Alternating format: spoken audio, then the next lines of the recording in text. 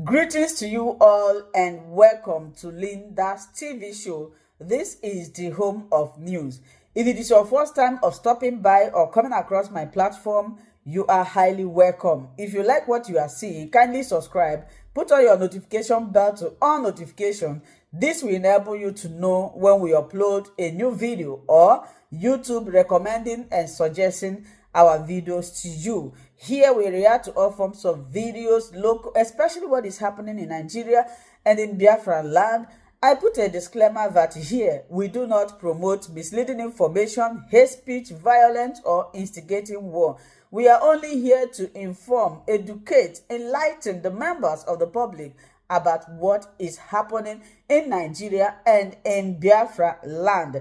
I seize this opportunity to appreciate you too for creating this wonderful platform that we are using to bring this information to you. I saw what happened with Kenneth Okonkwo, who said he no longer speaks for Peter Obi because he doesn't think that he has the grit and the firmness to be able to handle issues. Are you still with Peter Obi? Do you hold similar notion, or what do you make of that kind of situation where he thinks what is going on in the Labour Party needed a firm and a very, very strong handling, but he didn't see that that Peter Obi was able to handle that situation the manner in which he did. Are you also disappointed with what is happening in the Labour Party? Let me say this. What is happening in the Labour Party is, for me, the noise next door. I'm not a member of the Labour Party, and I have labored to make this clear before the election, during the election, and after the election. I have not concerned myself with what is happening in the Labour Party. Correct. Kenneth joined the Labour Party, so it was his business what was happening there. It's none of my business, and I've not made it my business. I'm not a politician. I'm a citizen of a country that is not yet born, a victim of Nigeria looking to have a better country in the future. Peter Obi is a man that I admire a lot. I don't expect him to dictate what should happen in the Labour Party. When did he join them? The Labour Party is a party. It's not, I believe that if it's a party, to an extent, they would have to find a democratic means of resolving their differences. Peter Obi is not in a position to dictate the terms of their settlement to them, and I don't expect him to. Obviously, Kenneth Okonkwo has a different understanding of what Peter Obi's response should have been. He is a politician, just like Peter Obi is a politician. They are the ones who decide what political tactics works for them as politicians. Me, I'm not a politician. As of today, if there were to be a presidential election, Peter Obi is the person I'll still queue behind, because I believe in his capacity to take Nigeria in a non-violent manner to the revolution that I desire. I wish to see Nigeria turn around, and I don't want to see that happening violently. And I believe that Peter Obi has the mass appeal and the capacity to unite this country behind a vision for a better future. That is the basis. As at today, I don't know what he might do tomorrow that might change my mind. I'm a free agent. It might be that tomorrow he decides to align himself with persons that I do not believe I can work. People that I believe cannot bring anything good to Nigeria. And on account of that, I might decide, okay, hasta la vista, we can't work together. But as at today, barring any dramatic happenstance, I remain solidly behind Peter Obi, and I will continue to support him into 2027 if he's going to run, and if we have managed to reform our electoral system. God bless you. That was a very nice response. Our electoral system, I'm not interested. I mean, Kenneth Okonkwo went as far as saying, for 2027, Peter Obi, Bola Tinubu, Atiku should move aside. Like, you are of the opinion that 2027, you are of the opinion that 2027, Peter Obi should realign or go back to the ring and see through his hat and run again for president. That's your opinion, and that's your stand, isn't it? Let me put it this way. Peter Obi did not lose the last election. At all. Peter Obi won the last election. God bless you, sir. The judiciary performed their magic. Thank God. 2027, there will be no election without a reformation of our electoral system. Very simple. If the electoral system is not reformed to ensure that beavers and electronic transmission from the polling unit becomes compulsory, I would not even bother to participate in that election. Because you can be sure that Tinubu was not in power, that ran and snatched and grabbed it. How much more when he's in power? 2027 election result written. A Tinubu that will be busy appointing weakest man as electoral commissioner. The most violent election rigger in Nigeria today, openly, is Wike. That is the person whose proxy was being appointed. That's a weighty allegation. It's not an allegation. That's a weighty allegation. I said it because he's on video now. He's on the internet now. Not being politically correct. There are multiple videos and audios of Wike enforcing his political will in Rivers State over and above the sovereign will of the people of that state. Very good. Violently too. So this is not, please, I don't do beer parlor talk. No, because and when you need to balance things, you can. Are you suggesting? Okay, let's turn it into an argument. I am saying here, my name remains Dele Farotimi, and I am saying that there are more than enough material online showing Wike violently suppressing the right of the people of Rivers State to elect their chosen representatives. And I am saying that his personal aide, his person, has already been appointed a resident electoral commission since Tinubu came to power. So how can you be talking about a free and fair election in 2027 when it's already a fait accompli that without consequential amendment of the Electoral Act, without a consequential reformation of our judicial system, the same madness that took place in 2023 will repeat itself in 2027. A very long thing. If we do not tell ourselves these basic truths ahead of time, we are not going anywhere. Hope that anything will change. We have to be unapologetic and unrepentant in pushing the truth in their eyes. As I've told you, the truth is both a sword and a shield. I love wielding it as a sword and smashing them on the head with it, and I don't care for their feelings. I don't know how long any one of us is going to live. I'm not going to live my life kowtowing to the opinion, sentiments, or emotions of worthless human beings who have wrecked the life of thousands and millions by their actions and inactions. God bless you, sir. So we cannot be talking about an election in 2027 in the presence of the multiple madnesses that have remained with us, in the presence of a situation where a corrupt INEC chairman will open his mouth and blithely declare on national TV, go to court. We can't be having that and be talking about an election in 2027. We must at least be honest enough to tell ourselves what is in front of us. If there is going to be an election worthy of his name, I will be out there supporting Peter Obi. If there will be an election, and if we still even have a country, the way Bulaba is going with Nigeria, what do we know that will be left of this country by 2027? What will be left of this country? The anemia is being killed in his own domain after ransom war. And we are talking about 2027. An Oba was killed. 2 Obas, for instance, were killed in Ekiti the other time. And we are still talking about 2027. God have mercy. You practically don't have a functional state again. Somebody is single-handedly, without recourse to any due process, the due process law be damned, the PPP law be damned, single-handedly without public tender of any sort, they are awarding a road at 4 billion naira per kilometer. And you are still talking about a country. Why are we lying to ourselves? We must, even if they will not agree, we must be unapologetic in telling this truth. Whether we would have a country in 2027 is up in the air. Hunger has become a real issue. So, I mean, the government of the day will say, Mr. Farotimi, that they are making... Which government? The government that cannot even ensure that we have fuel. Which government? Do you have government? You have exploiters, buccaneers, thieves.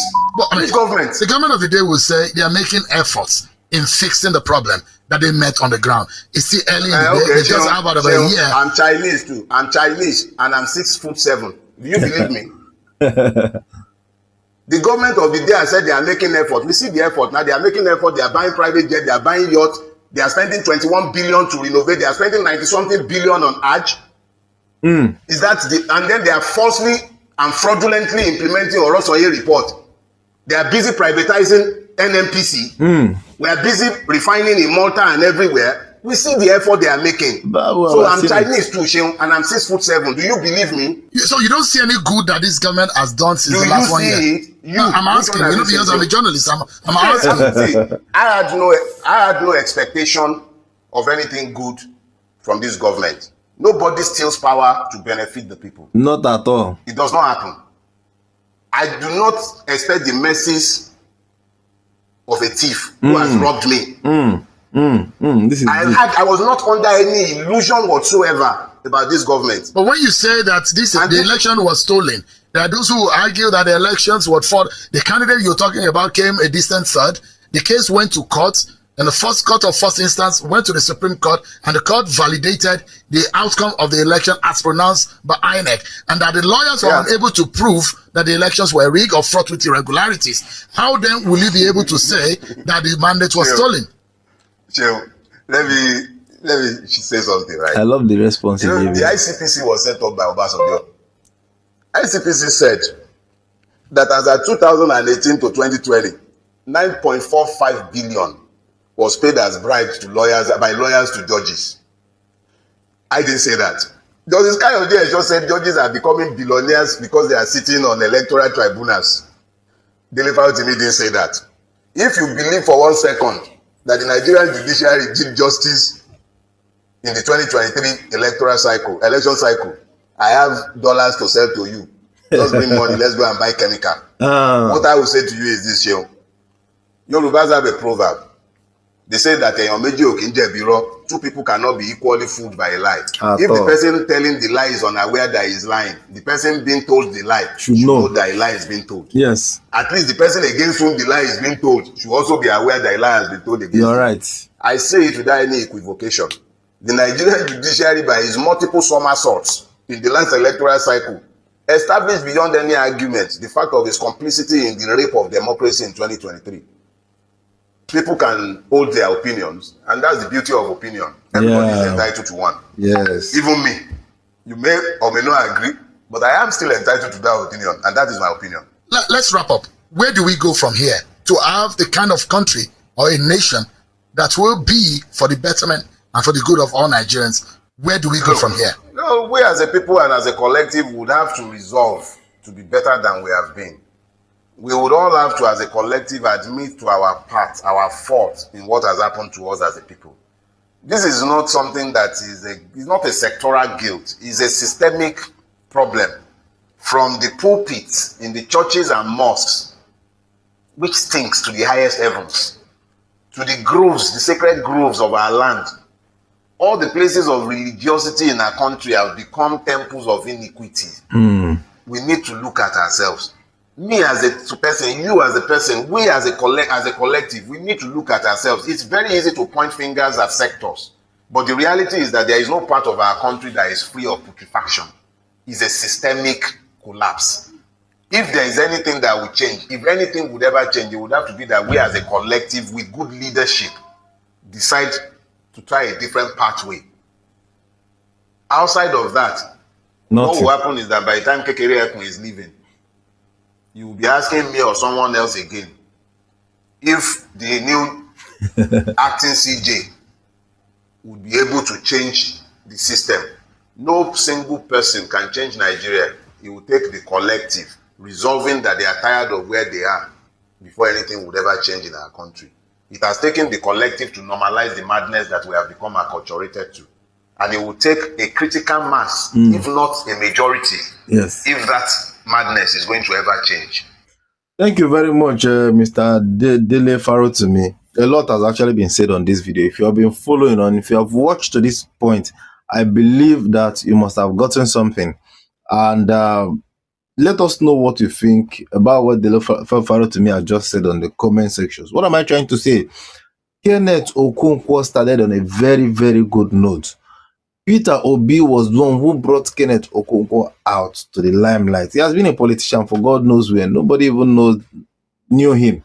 Not until he aligned himself with Peter Obi.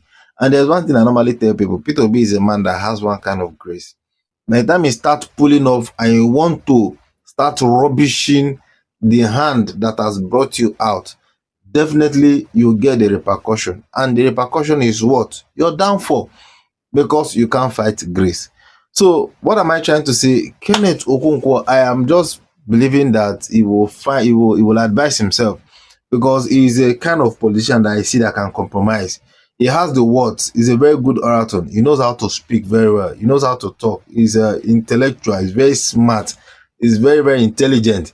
You know, he has a very good memory again. And he can convince. He has the word that can convince you. But I think he should learn how to use it in the right way, just like he has started. When he started on a very good note. And at a point, I was getting confused. I was getting perplexed. I was like, does it mean that Kenneth Okonkwo now does not understand, Peter Obi?